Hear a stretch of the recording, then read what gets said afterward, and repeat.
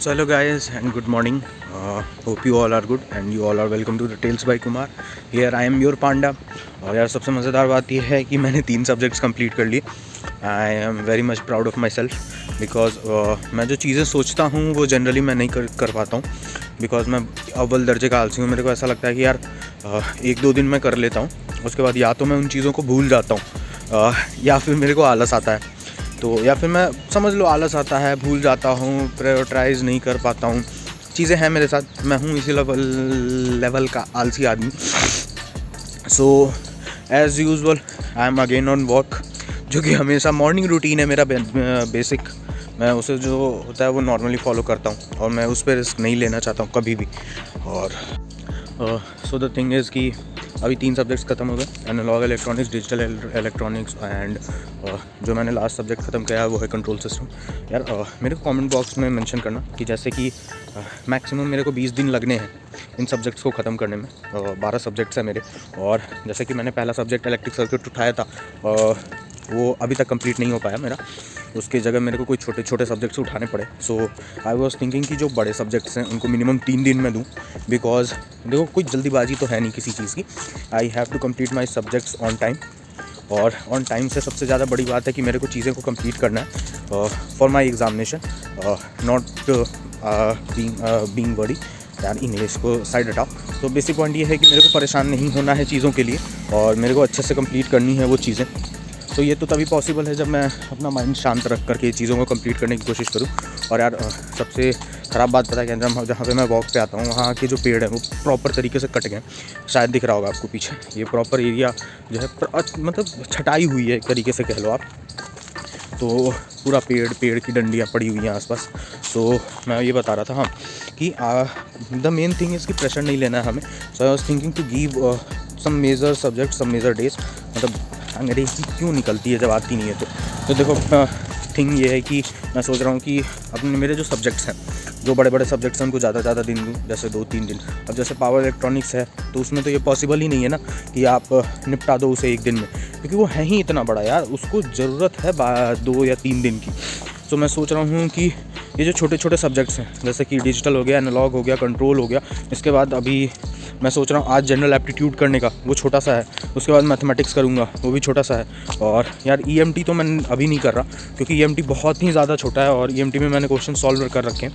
तो मेरे को थोड़ा कॉन्फिडेंट है. वो मैं पता है एग्ज़ाम के 1-2 दिन पहले मैंने जो वो पतली सी नोट्स आप लोगों को दिखा रखी थी वो बनाई है, उससे रिवाइज़ करके जाऊँगा. मैं उस पर ज़्यादा फोकस नहीं कर रहा हूँ क्योंकि एक क्वेश्चन आना है, अगर आएगा तो एक आएगा वरना नहीं आएगा. सो जिस चीज़ की श्योरिटी है कि वो चीज़ कम आएगी तो उसके ऊपर ज़्यादा मेहनत करके कोई मतलब ही नहीं है कि आप बहुत ज़्यादा टाइम लगा दो, बहुत टाइम इन्वेस्ट कर दो, जब उससे मार्क्स आने ही नहीं है तो फिर क्या मतलब है इन सब चीज़ों का. सो मेरे को जहाँ तक है अंदाज़ा कि यार आज एप्टी हो जाएगा, कल मैथमेटिक्स हो जाएगा. उसके अलावा मेरे को कोई सब्जेक्ट ऐसा ध्यान में है नहीं जो छोटा हो, क्योंकि उसके बाद पावर इलेक्ट्रॉनिक्स है, पावर सिस्टम है, वो है, इलेक्ट्रिकल मशीन है. इलेक्ट्रिकल मशीन यार मेरे को आता नहीं है और मैं उस पर नहीं टाइम वेस्ट करूँगा. नहीं आती है यार, जो चीज़ नहीं आती वो नहीं आती. अब 1 महीने पहले जा करके चाणक्य थोड़े बन जाऊँगा उन सब चीज़ों का. सो उस पर मैं बेफालतू का टाइम वेस्ट नहीं करने वाला. सो यही है चीज़ें. अब हाँ, तो ये सब बोलने का बेसिक पॉइंट ये था कि मैं क्या सोच रहा हूँ कि जैसे कि अपना मान लो कि 20 दिन में निपट गया, ठीक है, 20 दिन में हमने निपटा दिया पूरा का पूरा सिलेबस, बट थोड़ा रिवीजन कर लिया, सब कुछ कर लिया कि अब जो है वो ज़्यादा रिवीजन की नीड नहीं हो. इस पॉइंट पे ला करके सब्जेक्ट्स को रख दिया मैंने मान लो 20 दिन में. तो उसके बाद मैं सोच रहा हूँ 20 दिन बाद जो मेरे पास टेस्ट सीरीज़ बची हुई है, अप्रॉक्स 10 से 12 टेस्ट बचे हुए, 10 से 12 नहीं, अप्रॉक्स 15 के अराउंड टेस्ट बचे हुए. So I was thinking to complete all those test. और उसके लिए मैं सोच रहा हूँ क्या ऐसा कि मान लो कि शाम से रिवीजन स्टार्ट करूँगा, रात में 10-11 बजे तक रिवीजन करूँगा. नेक्स्ट डे आप समझ लो, जैसे हमें पता नहीं है कि हमारी टाइमिंग क्या है एग्ज़ाम्स की, तो जनरली जो है वो टाइम 9 बजे से होता है फर्स्ट शिफ्ट का और सेकंड शिफ्ट का 2 बजे से. तो मैं सोच रहा हूँ उन 2 शिफ्ट्स में बैठ करके मैं टेस्ट दे दूँ, ठीक है. तो एक प्रैक्टिस भी हो जाएगी और प्रेशर जो होता है एग्ज़ामिनेशन का, जो प्रेशर होता है एग्ज़ामिनेशन का वो भी झेलने की थोड़ी सी आदत बढ़ जाएगी मेरे को. यार देखो ये पूरा जो है ये कट सा गया है, बट उतने कैमरे में नहीं पता चल रहा होगा, बट हाँ कटाई हुई है अच्छी खासी. तो यही है चीज़ें भाई. अभी तक तो और आज के सब्जेक्ट्स की बात करूं तो today is general ability.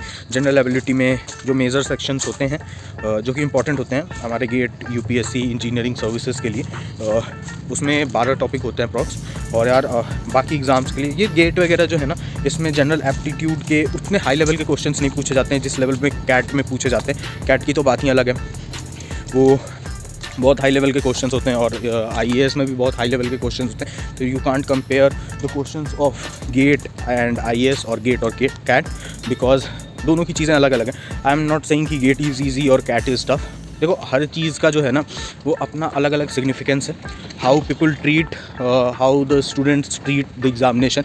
Because यार देखो जो भी स्टूडेंट है उसके लिए उसका एग्ज़ाम तो टफ है। बहुत क्लियर कट बात बता दूँ, जैसे बचपन में हमें ऐसा लगता था यार ड्राइंग ही तो है, बट वही जो फाइन आर्ट्स का स्टूडेंट है वो अपना एग्ज़ाम देने जा रहा है सेमेस्टर का, या फिर कोई इंपॉर्टेंट एग्ज़ाम देने जा रहा है, तो उसके लिए वो एग्ज़ाम्स जो हैं ड्राइंग के वो भी तो टफ है यार। फॉर एग्जांपल हम मैथमेटिक्स वाले बोलते हैं कि यार कॉमर्स वाले फुद्दू होते हैं, बट द रियलिटी इज़ कि आप उनकी शीट्स बैलेंस करके दिखा दो ना, वो उसमें परेशान हो जाते हैं यार। मैंने एक बार कोशिश करी थी, मेरे को भी यही लगता था कि कॉमर्स वाले तो फुद्दू होते हैं, लड़ाई झगड़ा करते हैं, बट आप रियलिटी में उनकी शीट्स बैलेंस करके दिखा दो। जो सीए वाले बंदे होते हैं वो कितने दिन से प्रिपरेशन कर रहे हैं, निकलता ही नहीं है यार। तो हर चीज़ का अपना है। अब जैसे कोई जेई और नीट को कंपेयर कर रहा है, क्यों कर रहे हो जेई नीट को कंपेयर? ज़रूरत ही नहीं है इन सब चीज़ों की, हैं जिस चीज़ की ज़रूरत नहीं है कंपैरिजन की नीड क्या है? बहुत सीधी सीधी चीज़ें हैं कि जो पर्सन जिस स्ट्रीम में है उसके लिए वो एग्जामिनेशन टफ होता है, क्योंकि वो अपने लेवल पे सोचता है। अब जैसे बायो का बंदा है, तो जो बायो की बात में बायो का बंदा है वो चीज़ें सोच रहा है, चीज़ों को देख रहा है, वो हम नहीं देख सकते हैं क्योंकि वी आर फ्रॉम मैथमेटिक्स। अब अगर वो बंदा डॉक्टर बन जाता है तो उसके ऊपर प्रेशर होता है यार किसी के लाइफ का। और कहने को तो ये भी है कि अगर हम बहुत अच्छे लेवल के इंजीनियर्स बन जाते हैं तो हमारे ऊपर भी है प्रेशर। तो यार मैं ये कहानी इसलिए बोल रहा हूँ क्योंकि अभी अभी मेरे कज़न में ना कल ही लड़ाई हुई, दोनों कज़न्स में। One is preparing for JEE and one is preparing for NEET. तो यार देखो ऐसा नहीं है कि कोई एग्जामिनेशन टफ है या कोई एग्जामिनेशन ईजी है। हो सकता है कि आप मैथमेटिक्स स्ट्रीम के हो तो आपको कुछ क्वेश्चंस बायोलॉजी के ईजी लगते हों, बट आप जाकर के उनकी केमिस्ट्री उठा के देख लो, हैं हिलेगी नहीं भाई केमिस्ट्री आपसे। बायोलॉजी उठा के देख लो, आप जो कहानी कहते हो ना कि हमें डायग्राम्स बनाने पड़ते हैं, आप बायो के डायग्राम उठा के देख लो। और मैं कोई बड़ा या छोटा नहीं कह रहा हूँ इनको, क्या बोलते हैं बायो वालों को। बायो वाले भी जो हैं जिनको लगता है कि मैथ्स फुद्दू है, तो आप आके इंटीग्रेशन डिफरेंशिएशन लगा करके दिखाओ ना। अब कंट्रोल सिस्टम में रूट लोकस, बोर्डे प्लॉट, आरएच क्राइटेरिया ये सब लगा करके दिखाओ। मशीनरीज़ में आप ट्रांसफार्मर के क्लासिफिकेशंस करके दिखाओ, हैं लूप होल्स बता करके दिखाओ। सीए वाले हैं, अब उनकी चीज़ों को आप उनके अकॉर्डिंग करके दिखाओ। मेरे को सीए वगैरह का आइडिया नहीं है कॉमर्स का, बिकॉज मेरे अधिकतर दोस्त बायो के रहे हैं या फिर मेरे अधिकतर दोस्त मैथमेटिक्स के रहे हैं, बिकॉज मैं मैथमेटिक्स स्ट्रीम का हूँ भाई बचपन से ही हूँ यार। मेरे को ना थोड़ा सा फिजिक्स से लगाव सा है, सो मैं उसकी तरफ बहुत मेरा झुकाव रहा है फिजिक्स के साइड में, तो मैं उसके बारे में कुछ कह नहीं सकता। तो यार अभी देखो अच्छे खासा टाइम हो गया, अच्छा खासा भाषण दे दिया मैंने, तो अभी चलते हैं क्लासेस के लिए। यार देखो मेरे को ऐसा कभी कभार लगता है कि मैं ना बोलता बहुत ज़्यादा हूँ, तो आप मेरे को बताना कि ये चीज़ें आप लोगों को अच्छी लगती है कि नहीं अच्छी लगती है। द बेसिक टर्म इज़ कि मैं बहुत ज़्यादा बोलता हूँ, मैं बहुत बोलता हूँ, अपनी चीज़ों को बहुत एक्सप्रेस करता हूँ। बट द थिंग इज़ कि जब आप प्रिपरेशन में होते हो तो आप अधिकतर फोकस जो है एग्जामिनेशन की चीज़ों पर डालते हो। तो मेरे को यार रियलिटी में कोई मिलता नहीं है बात करने के लिए, तो मेरे सामने कैमरा होता है, एकलौती ऐसी चीज़ है जो सामने से बोल नहीं सकती, टोक नहीं सकती मेरे को, और मेरे को मेरी चीज़ें बोलने की फ्रीडम मिलती है। तो अभी के लिए बस इतना ही बोलूँगा। अब जा रहा हूँ मैं एग्ज़ाम्स देने, एग्ज़ाम के लिए प्रिपरेशन करने जनरल एबिलिटी की। और हाँ, अगर आपको सब्जेक्ट के ओरिएंटेड कुछ भी पूछना है तो मस्त भाई समझ के पूछा करो यार। मेरे को जो चीज़ें आएंगी मैं ज़रूर बताऊँगा। वैसे मैं इंस्टाग्राम के लिंक्स नीचे दे देता हूँ, मतलब आईडी लिख देता हूँ, और अगर उससे भी ज़्यादा आपको पल्ले पड़ रही है चीज़ें इंस्टाग्राम पे तो मैं पर्सनल कॉन्टैक्ट शेयर कर दूँगा उन लोगों को जो इंस्टाग्राम पे मेरे को मैसेजेस करेंगे। तब तक के लिए टाटा बाय बाय, मिलते हैं क्लासेस में, बाय। तो यार वॉक वगैरह ख़त्म करके ना मैं थोड़ा सा एक ब्रेकफास्ट लेकर के अपने बुक्स वगैरह लेकर के पार्क में निकल गया, बिकॉज़ पार्क में बहुत अच्छी धूप आई थी। और आज सुबह पता है 10 डिग्री टेम्परेचर था यहाँ पे। और यार 10 बज रहे हैं, अभी 10 बजे के अराउंड मैंने अपनी क्वेश्चन सॉल्विंग स्टार्ट करी। पहले तो मैंने कॉन्सेप्ट रिवाइज़ करे, because in general aptitude sir ने ना हमें हर टाइप के क्वेश्चंस के लिए अलग अलग टाइप के कॉन्सेप्ट बताए हैं हमें, और उस पर क्वेश्चन सॉल्व कराए हैं। तो वो चीज़ें बहुत हेल्पफुल होती हैं हमारे लिए। और हर देखो क्या होता है ना कि हर क्वेश्चन का ना अप्रॉक्स अलग मेथड होता है सॉल्व करने का। तो जब तक आप उनके कॉन्सेप्ट्स को नहीं तैयार करोगे तब तक ये पॉसिबल नहीं है कि आप उसके क्वेश्चंस को फ्लुएंटली सॉल्व कर सको। तो ठीक है, मैंने उनके क्वेश्चंस को सॉल्व करना स्टार्ट करा। They are 12 topics in general aptitude like percentage, time and work, factors, उसके बाद से SP GP। So guys here I am, और अभी जस्ट मैंने अपने जनरल एप्टीट्यूड के सारे क्वेश्चन सॉल्व कर लिए। आई एम वेरी हैप्पी कि यार मैंने पता है 10 बजे स्टार्ट करा था and right now the time is 1:30, और यार अप्रॉक्स 3 घंटे में, 3-3.5 घंटे में I have completed my whole general aptitude. और यार मतलब मैं खुद पे नहीं विश्वास हो रहा है कि आई have completed approx 300 questions from the workbook, approx 200 questions from the PYQs, and this is unbelievable for me. मेरे को ऐसा लग रहा है कि हाँ, अब स्पीड मेरी बढ़ रही है क्वेश्चन सॉल्विंग की, and I am very very happy for this. और देखते यही स्पीड रही, यही कंसिस्टेंसी रही तो यार वो 10 नंबर मेरे हाथ में, जिन 10 नंबरों के बारे में मैंने सोचा था। I am very happy for this. और अभी मेरे पास जो टाइम है, I am not going to waste them. I am going to revise all my subjects, जो भी मैंने अभी तक 4 सब्जेक्ट्स ख़त्म हुए मेरे। I am going to revise all them like digital electronics, analogue electronics, control system and this general aptitude. तो general aptitude तो अभी जस्ट ख़त्म करा है, तो maybe I will revise it in night. मैं रात में करने की कोशिश करूँगा एंड बाकी चीज़ों को मैं अभी लपेट लूँगा।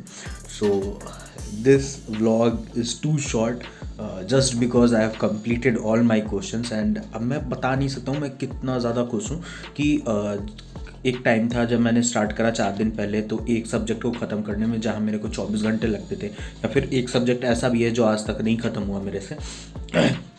वहीं दूसरे जगह एक सब्जेक्ट मैंने 3.5 घंटे में ही ख़त्म कर दिया। This is unbelievable for me. मैं क्या कहूँ यार, पता नहीं, मेरे को बहुत ज़्यादा खुशी हो रही है अभी। And right now I am going to stop this video. अब नेक्स्ट सब्जेक्ट के लिए नेक्स्ट वीडियो मैं बनाऊँगा, नहीं तो प्रॉपर घौच पौच हो जाएगा। So this is it for today. If you like the video please like, share and subscribe with your friends and family. Okay, bye.